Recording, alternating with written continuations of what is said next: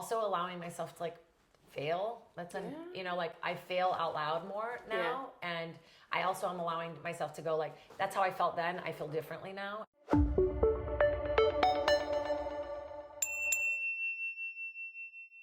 Welcome back to It Takes Universe. I'm Ashley, your host, and today we have... I'm Jade Catta-Preta, guys. What's up?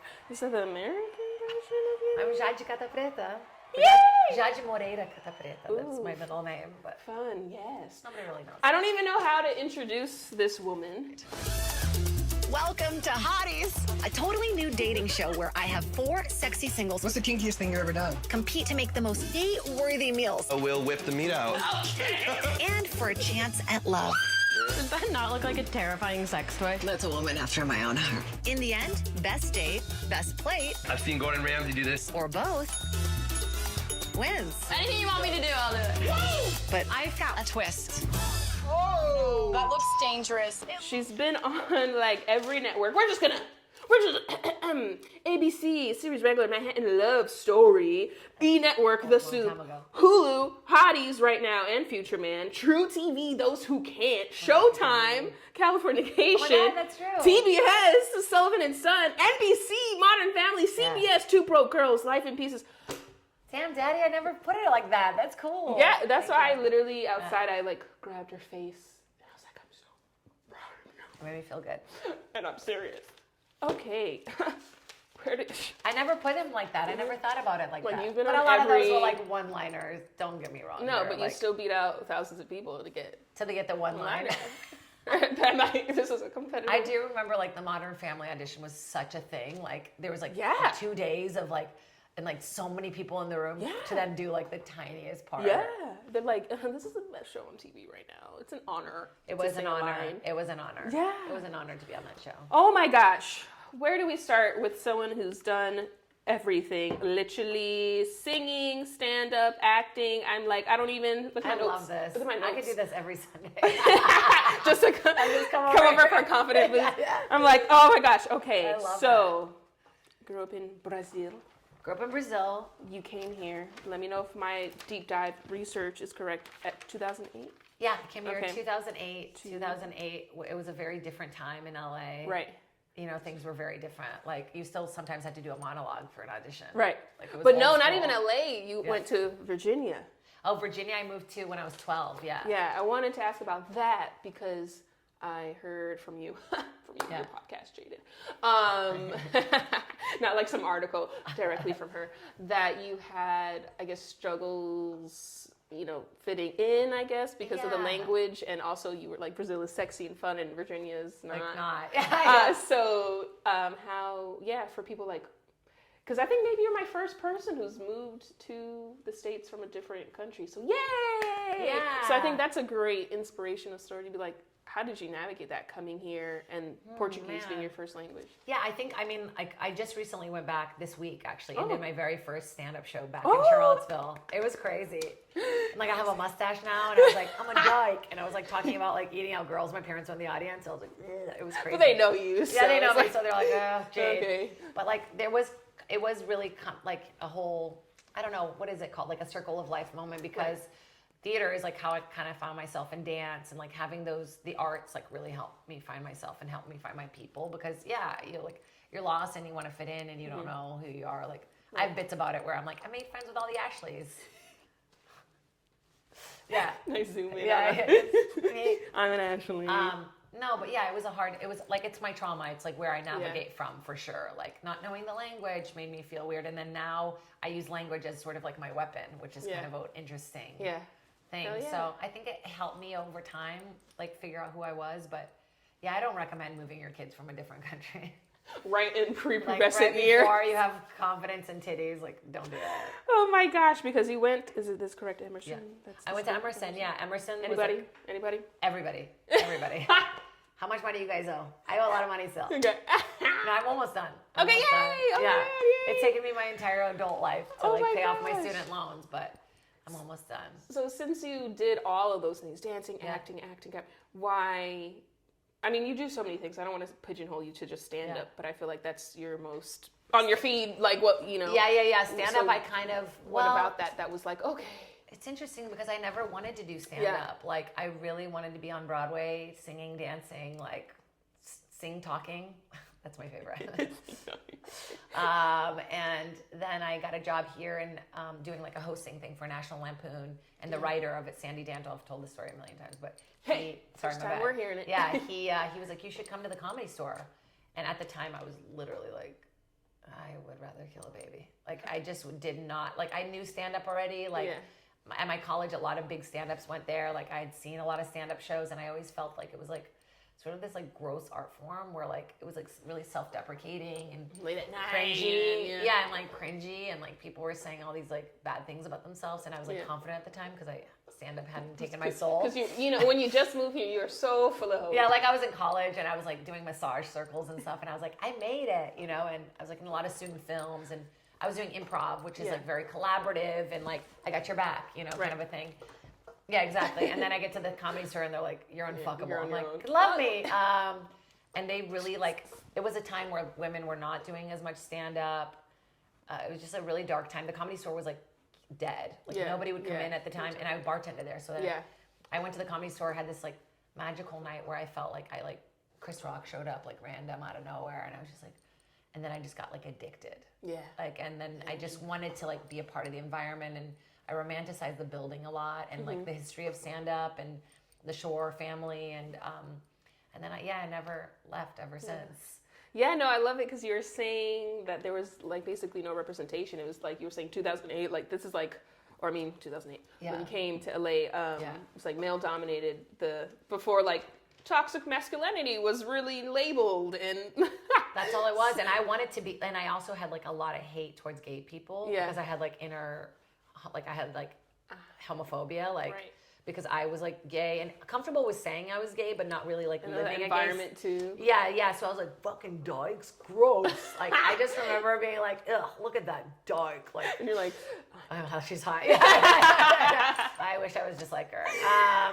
But now, like, I'm like, it's taken me so long to come into my own. So hopefully, me being my own helps people find themselves a little faster. So why, if you were in Virginia, why come to LA? Did you not go to New York? Like, why come here? I did go to New York. Like, I started in New York. I did like all summer camp, every summer camp you can imagine at NYU. Like, I thought I was going to get into Tisch Cap 21. For sure. But I didn't. And I remember like falling to my knees, being like, ah. You know, when you get the envelope that's not the right envelope, I was like, ah. Slow motion. Yeah, I was like, and then I got into Emerson, and Emerson just really shaped who I was. As far as like sexuality too, that's like where I found my people, and I'm still friends with like a ton of Emerson people, and I just like found myself there, and I know I was around a lot of people who were really hardworking too. You know, like you go from Virginia where it's like there's one other acting kid to like everyone who's been like, I've done 48 plays, and like. Wow. You know, it's like competitive. I dance like triple threat. Exactly, and they could like, people could really sing, and like people could really dance, and I was just like a big fish in a tiny pond. Yeah. What? Yeah. Like I do jokes sometimes. Yeah, no, but jokes, like that kind of became my way of like, well, this is a little deep, sorry, but it kind of became my way of like, I'm not good at anything else, but I can make people laugh. Yeah. It was sort of this like, I didn't own it until now, like where I'm like, no, I'm actually good at making people laugh. I just be like, well, that's what I do because I'm bad at everything else. Right. Just be like, I'm good at this. Yeah. I don't have to lower it. Society. Why do we do that? Yeah. We're ethnic female society. Yeah. So how did you've been on every network possible. So you come here, you're living in your car? I lived in my car for a little bit. The come up. We all lived in our cars, right? Oh my gosh. Not all of us, no. No? Okay. Not all you guys were parked at the Comedy Store brushing your teeth inside? How did you go from that to like, what was like your first agent? Was it an acting agent? Was it? My first big thing was a McDonald's commercial. Nice. My first, I don't even remember. She's done over 40 national commercials. I have, 51 now. That's crazy. 51, What the fuck? I still. Do you know how hard it is booking national? I still live in my car. Because the residuals, that's why we're about to go on strike. No, like if someone's like, great jewelry, but she lives in her car. Right. No, like, yeah. My very first agent was like, I found a really small, like, because through Emerson, you would do internships. Like, they have like an LA program where you like do an internship and you pay for it. So I was like at a casting office, running the sessions and learning like as much as I could, basically crying and getting them coffee every day. Like I would cry. I remember having like 9 Toxic coffees every day. environment. Like, yeah, horrible environment. Gosh. Like I think 2 of the casting agents got fired for like harassment that worked Surprise, there. Yeah, surprise. But I would meet agents all the time, like on phone calls and stuff like that. And I remember there was like some alumni thing that they did, and a commercial agent came, and I raised my hand. He's like, "Yes." I'm like, "Will you represent me?" And it like got a big laugh. And he's like, "Maybe not yet, but when you have like a credit or 2, come back to me." Nice. So I started doing a lot of non-union commercial stuff. I would just like find breakdowns on my own. On like and casting networks, casting actors, networks, actors. breaking, yeah, like, and I would just submit myself. And my very first commercial I ever booked was for a weight loss supplement called Hotties. Yeah, and it was bad. It's illegal now because like people are dying from it. But the line was, "Who do you know who could lose a little bit of weight? Maybe even you." And they flew me to Toronto. It was like such a big deal. I think I made like $1,000, and I was like, I'm rich. And so I started doing these little non-union things, and then working with like Funny or Die. A lot of these like smaller YouTube companies were like on the come up at the time, and National Lampoon was really good to me. And so like that's kind of how I started to build my little resume. It was like a lot of non-union. Self-submission. You being your own agent first. You never stop being your own agent. Exactly. They only care about you when you're doing well. I still self-submit to this day, It's and true. I have great agents. So Yeah, exactly. I'm Like no, you have to no. look out for yourself, you know. And but yeah, like non-union stuff was hard for me to become SAG because non-union stuff was like I was so good at like, hey, do you need somebody for this? Like I would find a I project. agree. I was really like not schemy, but I was like very involved. Like I knew everything that was going on. You need a PA, you need an extra, I'll be there. Yeah, exactly. Yeah. I would do anything. Like I've done everything you can imagine on a set. I would do a lot of these like. If you look at my IMDb, there's like as self. It's like women in death row. Yeah. So I would do a lot of these reenactment things. Yeah. Like murder reenactment shows. The 1,000 Ways to Die. Exactly. Yeah. Yes. And so I got into that, and then I was really heavily into audience work. Like I would do 8 hours for $64 cash. But while I was there, I was like, here's my card, here's my card, here's my card, here's my card. I had cards. Oh yeah. And I kept a notebook. I should have brought it because it's really cute, come up book. And it's everybody I would meet. Give me a picture. We'll put it in. It was like I would meet and I'd be like, I met her through this. She said follow up in a month, so make sure you follow up in a month. So smart. I was very so academic about my career, same. very early on, very academic. That is so smart. I'm always like network, but to really like put down when and where and if this and support people. If And someone things has a were show, different. You didn't have social media. Right. You couldn't find them. Like if you didn't have their number, like you'd be like, how You're the fuck screwed. do I get in touch with this person? You know, so. I would straight up call people. Like I would call agencies and be like, "Hey, I'm Brazilian. Are you guys looking for anybody who speaks Portuguese?" Like, find your special skills too. That's like a big thing. I thought about teaching class about how to get your because I didn't know how to do my resume, and then I like learned, do it. Tell Jay to do it. No, I can't tell people my secrets. Secrets. There's not enough space for all of us. right. No, seriously, that's like I feel like that's why. Is this your 15-year journey? Yeah, so 2008 to now, I don't know the numbers. Yeah, because I 17? was stalking you, or 8, you're like 9, 14 years 10, doing 11, stuff. 12. We're 13, smart. 14, We'll say 15, 15. 16, 17, 18, 19, 20.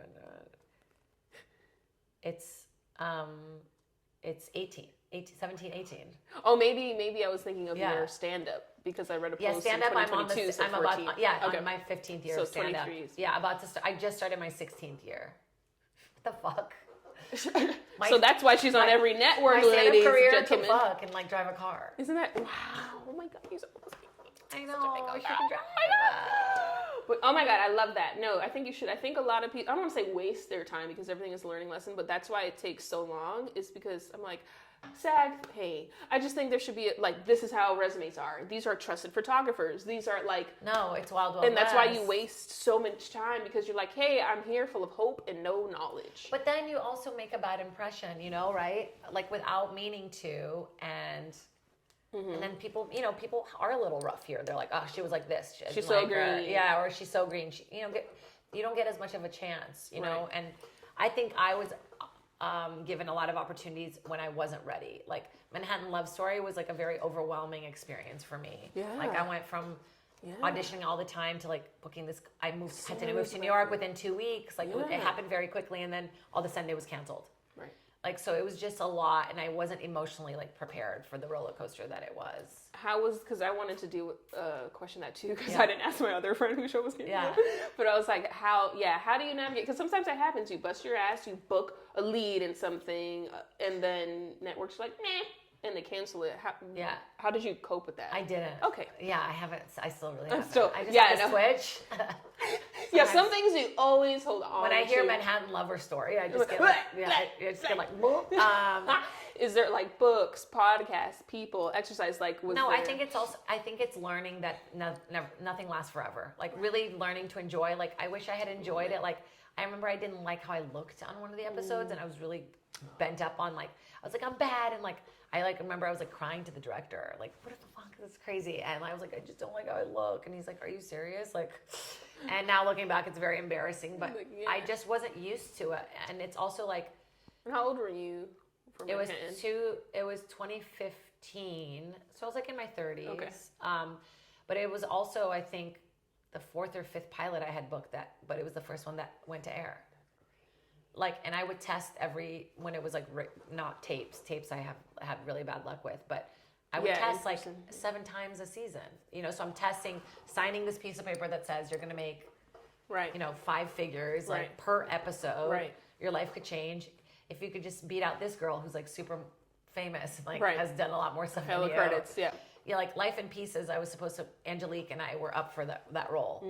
The girl whose sister I play, and they chose her. So it's like, I think about like what my life would have been like if I had Right. done like 4 seasons of a network show, like Right. in LA. And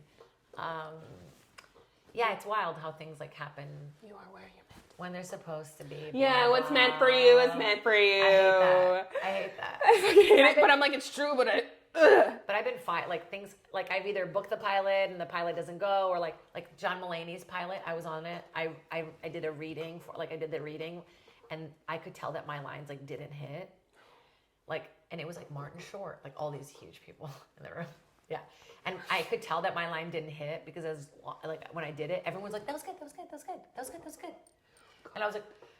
Oh, and then as soon as it was over, I called my manager. He was like, "Go sign the paperwork immediately because they have to pay you." So I ran and like signed the paperwork, and they still pay me, but they fired me right after. And then the part got cut, so I was like, "That's not as bad," but it was pretty bad. Oh no, that's true. pretty Like a lot of embarrassing. people like want to be series regulars, want huge agents, but like have I don't want to say credits or like everything, but no actual experience on set. Are not totally equipped yet for those roles, because I went to a panel and someone agent at CAA, they had a question, how do I get with you? And he's like, we want to be able to cater to you. So you need to have the experience of being a series regular, of memorizing 20 plus pages a day. Oh my like God. you only having 1 to 2 takes. Oh, like I have goosebumps. trigger- I love it. So no, I miss it. I like that pressure. So I you like want it. to have that experience. So you bring, it's not just a one-way thing. So you bring something to the table, as well as them like, okay, now we have connections to bigger networks, and we can show, hey, you've been on every single network ever made. Now you're ready to. That's great. Dude, these tapes are killing me. Yeah, no.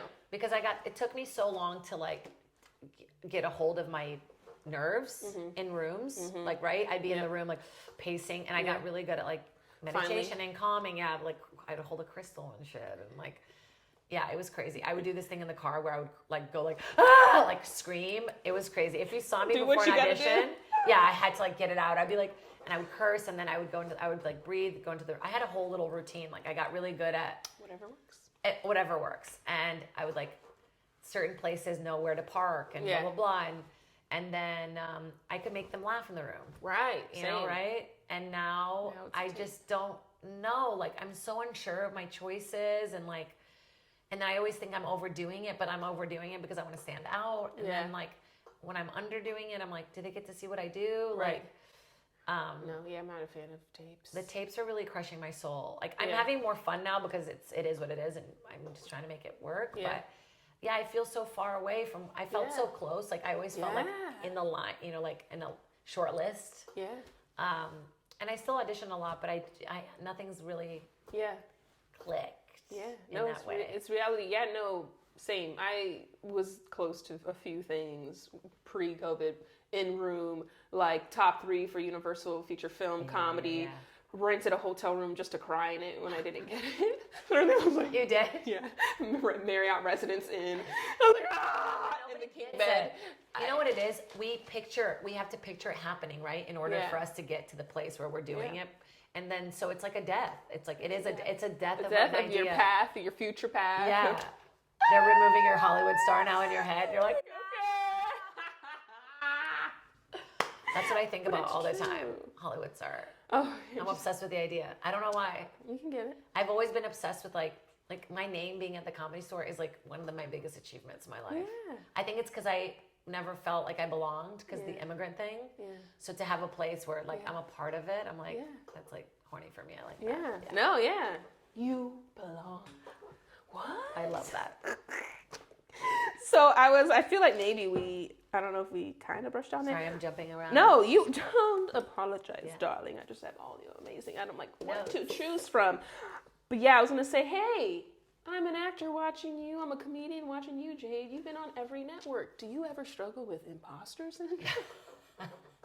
If so. Is that a joke? I just started laughing because you started laughing. Yeah, it's like, what? Yeah. Because, let's say if someone doesn't personally know you, right, and they're like, damn, she's touring the States. But people don't know who I am. Right. The thing is, like, it doesn't matter how, like, I started working with this young kid helping me with clips. I had a really hot moment with clips online. Like, the last, I want to say, like, 6 months, I, like, really hit online for a second and was making money. And this kid came in and started helping me. And he was like, nobody fucking knows who you are. He's like, what's your brand? What are you about? Like, because I didn't have stand-up online at all. Right. Like, it was very hard to find last year. If you would have looked up for my stand-up. Yeah, I was trying to search, but there was so much from 2022 that I couldn't even make it. Literally. So then I just was like, okay, I'm going to be a stand-up. This is what I do. I'm going to show people that I'm a stand-up. And I just went full throttle And he's right. Like, I branded myself. Like, I like talk about sex. I'm perverted. I'm funny. And I like to sing. Like, so like really showing people the parts that I want them to see. And also allowing myself to like fail. Like I fail out loud more now. And I also am allowing myself to go like, that's how I felt then. I feel differently now. And not being like, well, I said this thing on this in podcast. 2010. Right. Like, and so I think that's been helping me with imposter syndrome a little bit, like allowing myself to not be perfect at any, because that really hurt me, like trying to be this. And also I'm becoming like more gay and like, I'm becoming less about like, oh my God, I have to look this certain way or say. Yeah, I'm already a female in comedy, so I have to, Right. Yeah. And growing out this mustache has like really been crazy. It's like a real thing. Can wish you I guys could, see like- it? Can you zoom in? I literally the other day was wet and holding a beer and my hair was wet and I was like, am I a Mexican boy? Oh no. What does that have to do with your mustache? But thank you for sharing. So I'm sitting there like so wet. Like just so. No, like my hair was wet and like kind of slicked back and I was holding a beer and I was like, am I Jose now? Am I my father? Am I my dad? His name's Fernando too. Am I Fernando? Fernando. Oh, that's But I hilarious. think everybody has. If you don't have imposter syndrome, you're crazy. a narcissist. Yeah, that's wild. I mean, it's great to be confident, but to never have like any doubts. I'm like, aren't you human? But I think there is something to like subscribing to delusional confidence, like, and having to be on that, like, where like it's a Jim Carrey thing where it's like you have to obsessively think about the things you want, not so much how you get there, because you don't know how you get there, like, but knowing that you'll get there. Yeah, It's kind of delusional. Was Right? it Jim Carrey who framed like $1 million check? Yes. Okay. I have love $1 million Jim Carrey. check in my purse. It's for 2022. I haven't cashed it because I don't have that money. I love our great laughter. It was for 10 million. Oh my gosh, I love you so much. Okay, so a jade is a jade. Yeah, that's Music special. That's a project that coulda, woulda, shoulda done it better, but I did it. I learned a lot. So my dream. Tell us my what dream- is it? That's my dream to have a musical special on Netflix or like a big platform was always my dream. And I pictured it like very cabaret, like I can't even. It hasn't come to Fully fruition formed. yet. But like during COVID, I basically got this opportunity because all these musicians that were like really cool, good musicians were like not doing anything, so they like did this for free for me basically. So I got together with this composer named Dan Gross, who's incredible, and we wrote these songs. Like it just flowed out of us. It was so fun. And then I finally got my hour together after 14 years of not having done, or 13 years at the time. I'd never put an hour together. Wow. What was your longest set before an hour? Well, I had done an hour on the road, but I would just kind of like collect whatever feelings that, and I had never really like structured it to record it. Okay. So it took me like a couple months, and then I did it. We rehearsed with the band like once before, and then did the show. And then I took that hour out for a year. And then by the end of the year, the hour was so strong. Like, I wish I had gotten to record it at the end of the year. Yeah. But so I basically recorded the musical like really last minute at Jam in the Van, and everyone was like in masks still. It was like COVID. Yeah, like nobody was spitting in each other's mouths, so no fun. And yeah, I did it. I'm really proud of it. And I learned a lot. And I think that's the goal is like the musical that people will know me from will be a musical special. Yeah, for people who are like, oh, I have a big dream like that. Yeah. What was it from, okay, this is just an idea, to, I'm going to do this shit? It just happened really, like just was It was happening. just smart, and you're like, I'm doing it. No, I was just like, I'm doing it, and then I was like, can we record this? I was like, I'm gonna put a date with this club, and like, let's do it. And then my musician friend Dan was like, yeah, let's do it. And Let's go. like, I was on the road at the time too, like traveling a lot, and so like everybody would be out like partying, and I not out partying, but like COVID partying, and I would be like at home like, does this dick joke come before the dad joke? Or like, I was just obsessed with like getting it in a row, and I procrastinate a lot when it comes to writing comedy because I can improvise. You're like, So yeah, I'm I like, can yeah, crowd just- work. Yeah. And then I just wrote it on the spot, so if it's bad, it can't be that Yeah, bad. just, you can't fault me for it. Yeah. That's hilarious. So then, for coming up comics, because I don't know anything about, do comics have agents, or is it only bookers, Yeah. or like, so if someone's like, okay, I'm doing shitty 5-minute spots, like, how do I get an agent to then? Oh man, the process is very different for comedy because you have to be sort of self-sufficient. Like, and there's many different ways to go with comedy. Like, you could be technically a road comic and be very successful in booking yourself, but you have to learn how to sell tickets, and that's Branding. That's the worst part. Selling tickets is a nightmare. Yeah. But yeah, it's oh man, I'm like, how do you start? As if you're a brand new comic, you just got to start booking yourself on local shows, meeting people, and you're not really going to get an agent until you have like a show on TV, or like you have a credit that they can go like, hey, this person, and like I have an agent, he's amazing. I have like the best comedy agent, but I'm like at the lowest on the list. I'm literally with him, but yeah, I'm literally like number 0 You've on done his list. so much. And he's like talking, he's like, you know, making a deal for Chappelle that's like $200,000, and then he's like calling me. He's like, all right, so I got you $2,000. I'm like, sick. So betting high on myself is like the theme of this year. Saying no. I've been saying no a lot, which is sorry, Shonda. Boundaries. Love that book. A lot of pictures in it. Loved it. No, I really did love that book. But I'm not in that period right now where I'm trying to cultivate like, where like, hey, I'm good at this. You have to pay me what I'm worth. Right. And I don't get my worth from work anymore. So that's really changed for me. Yeah. When did that shift for you? Because I feel like a lot of creatives out here, they do put their ego in their credits. Versus I'm like, you know, you're a whole ass person outside of this, right? When did that shift for you, when you're like, I gotta book this, versus like I think COVID really helped me because not to get emotional again, but like the soup was like the most heartbreaking thing that's ever happened in my life. Like, it was my dream job. For an entire year, they're like cleaning my social media. I'm doing like thousands of interviews. Like, it was my whole life promoting this show. And then 6 episodes in, COVID hits. And it basically gets like stopped. And then we were filming during COVID. And so I wasn't allowed to be like, look at this thing I'm doing. Like, I was empathetic towards like, you know, the times and everything that was happening. And it just felt like really gross, like self-promoting at the time. And so I just sort of like quietly did it. And I never got to make it my own, which was like heartbreaking because it was literally my job since I was like a child to host a show like that. And why is it back in? Why? Oh, he's done. He doesn't want nothing to do with my. No. I had my chance. I didn't take it. No, I think I made it what I could. I think we did the best we could, with what was happening. Yeah.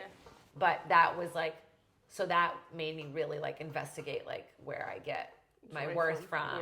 And then I started traveling on the road, and I don't know. Yeah, I think I'd say a couple years ago is when it kind of started for me. where I was like, I think I'm really kind, and I think that's rare, and I think I love that about myself, and I think I have that to offer, and I think that has nothing to do with my acting or my comedy, and I'm empathetic, and I'm a good friend, I'm a good family member, and so those things started to matter a lot more to me, and You're like, then dang, because of it, I started getting work. It's weird. No, it's weird. energy. Yeah. That's how the world works. Energy. Once you start once you let it go. Yeah, once you let it go, because if it feels like me, I need, the universe is like, okay, kiddo. And then once you're like, whatever, and they're like, oh, she's ready. Yeah. She's ready. I feel different than I used different? to feel. Well, I just feel like me 2 years ago, if you would have told me we're about to go on a fucking strike, I wouldn't be okay. And now I'm like, I think I'm okay. I kind of want everybody to stop. Yeah, stop, pay us, take a breather, let's regroup. Fran, get us some money, sweetheart. Please, okay? We don't have the nanny money. Please help us. Literally. Like this progressive commercial, I'm thinking I'm going to be that. Right, but with the new 2020. No, the new media contract. It's like, here's your set check. I'm like, yeah. And then you see the commercial play 90 times a day. Times. You're like, oh. I mean, don't get me wrong, I love it. The other day I heard it for the first time on TV, and I was like, that voice feels right. That's me. And I don't like my voice. I was like, whose voice is that? Oh, you should. Mine. And my best friend is in it, who I was just on the phone with. Oh, yay! So it was the most crazy experience, be on a commercial with my best friend. It was crazy. Oh, so cute. It was cute. I want, I like this advice you said, and I want to say it here. What is your advice for people? You said planting seeds. Do you know what I'm talking about? Oh, that's my I analogy. really love that. That's my big... Say it. Tell us. This is my thing. This is your advice. Because for a long time, I would be like, why am I not seeing anything from all the time that I put in? And I started to realize that things take a long time to grow sometimes. And I think something that we don't think about a lot is people are talking about you even when you're not there, and even when you're not aware of it. Right. And so the visual that I give myself is whenever I go out, or whenever I do a show, or whenever I have an audition, that's me putting a little seed in the ground, and I can feel literally physically patting the soil. Yeah. And then thinking about it growing little, and then I can look out imaginary field of all these flowers and all these things that I've planted, and some are not ready to pick, and then I forget about one, and then I'm like, oh my God, this rose 3 is years ready. ago. Exactly. I met you 3 years ago at some party drunk, and now you were calling me, you remembered me. So it believing in the soil, and believing in the process, and believing in the fact that flowers will grow. Mm-hmm. It's just if you're here for a few years, things will start to happen. Right. Even if you're not aware of it. Mm-hmm. And so believing in that. No, I love that. I was like, I know, I really somewhere like that be too. A few. I was like, dang, it's great. It helps me. Visuals really help me. Yeah. No, I was like, I like her. So basically, it takes a universe to raise a star is basically the African proverb. It takes a village to raise a child. So we're all stars in the entertainment industry, and together we make up the universe. Yeah. So I always like to ask 2 stars, and stars doesn't mean celebrity, it's just anybody who's a light, anybody who helped you. So who was a star in the beginning of your journey when you're like, dang, I'm gonna come do this, and then who's a star recently that you're like, wow. That could be little gestures, big gestures, anything that comes to mind. That's interesting. Well, Bobby Lee tormented me for years. He's but he's the first person that ever took a chance on me on the road. He's the first guy that ever took me on the road. No woman would take me on the road. Crazy. And a lot of men wouldn't take me on the road because their wives were like, no. And so Bobby was I learned a lot from him too about room manipulation and energy and performance and interacting with the crowd, and every once in a while I'll feel him when I'm on stage. I feel like I'm doing this voice thing or something that he did, and then I don't know, with acting. Anything. It could be life, acting, comedy. It could be life. Well, I have a niece. I have a niece. I have a niece. And it's I think it's the best thing that has ever happened to me. Oh, yeah. Why? What has she taught you? She's just amazing. She plays guitar now. How old is she? Plays. She's 2, but she can strum it and sing. I'm gonna show you a video. Talentless. Yeah. She can sing. I'll sing to her, and just seeing the process of her getting it, And it's also like, you know, all the things I didn't have as a kid, like seeing her have it. Like, and I'm really focused on more focused on family than I've ever been. Like, because I get to travel and see them more now because I'm not like living in my car, you know? Are they back in Virginia? They're in Virginia, okay. yeah. Okay, gotcha. And I've been going to Brazil a lot. I just got back. Yeah. So reconnecting with Brazil has been like, I would say my family and Bobby, I'm really grateful for. And then actually, a comic in Brazil, some comics in Brazil have been it's been cool to have that. We're going to predict a Netflix comedy special in Brazil for Jade. Oh my God. We're going to put that into the universe. I shot a little pilot while I was there. Ooh! In Portuguese. Oh my God! That's the dream. It's so fun! Yeah. What have you learned from your parents? From my parents. Was that how? Oh man. How was that move coming? The move was rough for us as a family, but it made us very codependent. Like we were this little like family unit that was like we'd all be in the dressing room at Gap. They're like, do you guys all need clothes? I'm like, no, just me. Just very protective. They're all just here for my opinion. What have I learned from my parents? Man, persistence. Like just keep going. Like my dad still works nonstop. But also, like, I've learned that I don't want to be, like, working nonstop. I want to live life. I want to live life a little more than they've lived. And right. Yeah. I know the feels. Yeah. My parents are from Jamaica. And, they've made me, like, very, like, I've always had, like, 2 to 3 jobs out here. I'm like, oh, my God, what am I doing sitting on the couch? I could have a 3rd job and be working and making money. That's how I am, but it's like, but I see my dad, like, still working so much. And he's, like, about to, he's going to turn 70. And I'm like, come on, man. Like, I want you to take a chill pill. Yeah, like, it doesn't always have to be work. And I have a hard time with that. Yeah. I'm a little bit of a workaholic, and sometimes like I went to Brazil. I'm like, I'm gonna chill out. I'm gonna like relax. What are the networking Day 3, opportunities? I'm like, day 3, I'm like, okay, if we could get this together, we could shoot this pilot before I leave. Like, what the fuck? I've learned that's a work in progress. Work in progress is chill. Yeah. Chilling. So Jade, where can we find you if we want to stalk you on the interwebs? At Jade Catta-Preta is my everything all the way. Any shows coming up? Any shows coming up? Do we know? Like this. When does this come out? Whenever we want it to come out. Well, yeah, I'll be in June. I'll be in Minneapolis, June 14th to the 17th. My favorite comedy club in the entire world, Acme. Oh. It's really a good club. Oh, nice. There's something about it. I just love it there. People love comedy there. I've had like my best sets there ever. And yeah, so if you guys are in Minneapolis, come out. I'll be in Vegas in October. I'm not doing a lot of road dates, so make sure to, it's Vegas Pride. Ooh. So I'm excited. And I'm local, and you can find me on OnlyFans at Jade's Got Hot Feet. I don't even know if that's for real or a joke. Is We're it? just I'm gonna put all the links down Jade's below. Got Hot Feet is really funny. Should I do that? Jade's Got Hot Feet. What? I like truly believe you, but I'm like, wait, is she? So yes, all the links below and Hotties. Oh yeah, watch Hotties. Like, oh yeah, the show that I host. Tell us about Hotties real quick, and then I'll put a trailer. Hotties was the most funnest show I've ever taped. Okay, they just let me say when they let me say cloner, clip boner, like they let it happen. I was like, this is my moment. This is the show. After being on The Soup, where I was heavily noted, heavily told not to do everything I wanted to do, like to have free range. Yeah. People go on a date. They're supposed to make a best dish or best date, and then we feed them spicy stuff every 15 minutes. So they're like throwing up. They're like shitting themselves. They're kissing. It was hot. It was fun. It's really funny. Check it out.